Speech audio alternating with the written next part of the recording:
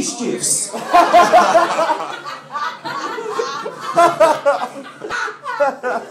And here is the scene. We got a nice little suburban home here, the kind that you would see in my hometown of Cross Timbers, Missouri. You got some commode paper here, and you got some eggs. And you say, well, DK, how do we get to that bomb right there? That is quite a leap, and I want to ask you, is it? See? 99.9% of the population can go through their teenage years and engage in a little mischief. They can throw a few eggs. They can maybe even put a burning bag of dog excrement on somebody's doorstep and ring the bell and have them stomp it, and ruin their new stupid carpet. But there's a tiny section of the population, your burglarizers, your peeping toms, and your terrorists, who lack the enzyme necessary to properly process mischiefs. And mischiefs is a terribly dangerous gateway drug for them. Tell you a little story about a little boy in Oklahoma City who started out reading some conservative pamphlets, and then before you knew it, he was throwing eggs at the local post office. If you can't guess who that was, of course, World Trade Center bomber Timothy McVeigh. Giggle on it if domestic terrorism is funny to you. Life on it. Is mischief safety serious? You bet your boots it is. Let's move on.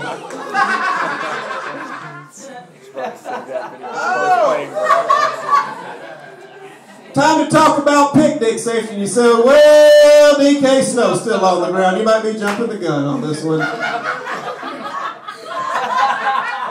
Safety can happen at any time, guys. Even in February, all right?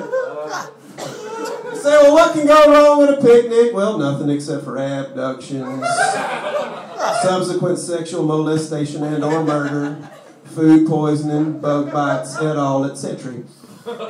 But I have devised a very, very easy acronym in which you can remember the basic tenets of picnic safety. Here we go.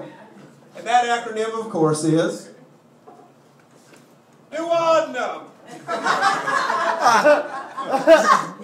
See, because, of course, the duodenum is a digestive organ and you eat at picnics. It's pretty simple. Now, let's go through these real quick. Don't leave children unattended. Undesirables. Watch out for them. Only a fool refuses to use sunscreen. Don't forget about Frisbees. We'll come back to that.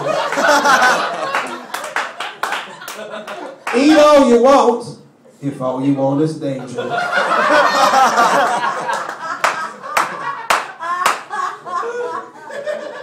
No excuse or apology is going to get your automobile back. It's going to get your daughter back. It's going to get your finger back. Unless you brought it, don't eat it. And finally, mention my name and get a 25% discount at Holloman's Hardware on all safety products. That's more of a local one. I'll skip that one. And you say, well, DK, what's wrong with throwing the Frisbee? I say nothing, except the countercultures types really do enjoy using Frisbees. And I could tell you some horror stories about little girls who were on church picnics who wanted to be cool with the hip cat, hippie long hairs. And one of them asked if she wants a cookie, and what she didn't know, unbeknownst to her, was she was given what we call on the streets a chombly wombly. And those, of course, are marijuana-infused sneakerdoodle cookies. Giggle on it if child poisoning is funny to you.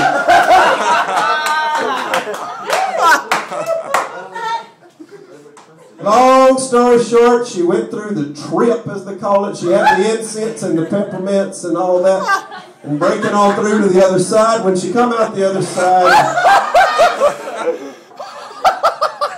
she read on the 2nd grade level.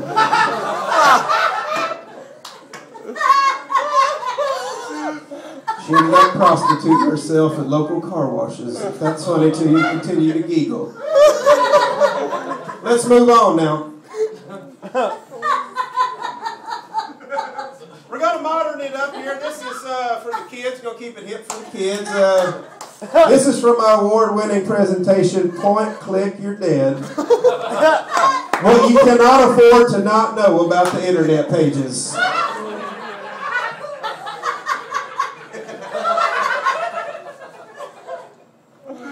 A lot of people ask me if the internet pages are haunted. And I always say not to our knowledge at this time. But the ghosts of mind poisoners do exist. Facebooks, and your Yahoos, and your YouTubes, and your cyberbullying, and all sorts of things that can corrupt a young mind to the point of incorruptibility. Don't think I need to say any more on that, all right? Safety can happen at any time, guys. Also, a danger of excessive internet page use is poor postures. And you say, well, DK, what's wrong with that? Not everybody can be a naval admiral and have perfect posture with their epaulets on their shoulders. But what if that same punchy-doughy pasty boy who'd been playing the World of Doomcraft all day long in his basement finally decides to go out for a slice of pizza, and he's walking down the street and he's got his iPod Walkman in, of course. So he's dialed into that, and he can't even put his head up straight anymore, and he walks smack into a car. That boy's dead. That is a wasted life. Is internet page safety serious?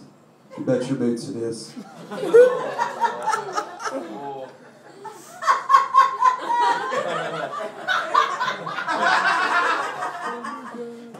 Quickly, we're running out of time. This is another one that's a little controversial. I do take on the film industry in this next panel. People say, well, DK, hooray for Hollywood indeed. You don't like the movies? Well, sure, I like the movies. I don't see the harm in going to the movies until I saw one particular picture. We'll get back to that in a second. You know, from your Tom Sellecks of the world, to your Andy McDowells of the world, to your Mary Stuart Mastrianas of the world.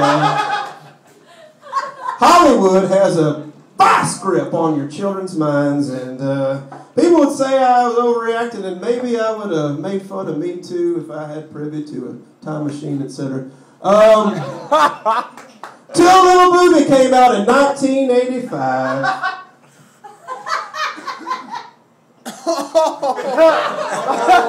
Called Teen Wolf. And as you may be aware, Teen Wolf, of course, was about a teenage werewolf who played basketball and worked at his father's hardware store. The Teen Wolf liked to surf on vans as part of his wolfing, crazy partying, hairsuit ways. Now, you say, well, DK, what's wrong with a little movie about a pretend wolf that likes to surf on a hardware store van? And I would have told you nothing until I got a call about 3 a.m. one morning shortly after this film had opened. I had 6 boys in the emergency room with cracked skulls. 4 of them didn't make it. But that's not the sad part. One of those boys that didn't make it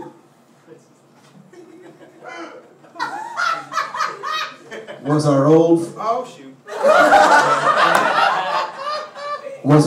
friend Billy Bad Self.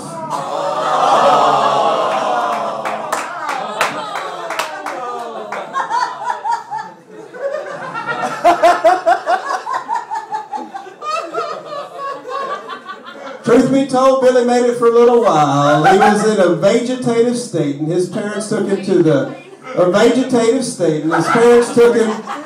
finest invalidary in St. Louis and tried to do everything they could for him. They read to him and tickled his feet and gave him his favorite steak and shake steaks through a tube. Giggle on it in Teen Tragedy's funny too. But Billy is now dead. All because he didn't want to remember. Simple rule. Safety can happen at any time. Guys.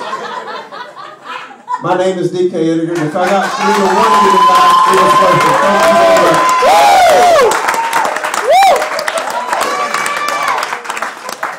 I think two main causes are horseplay and raw nasty.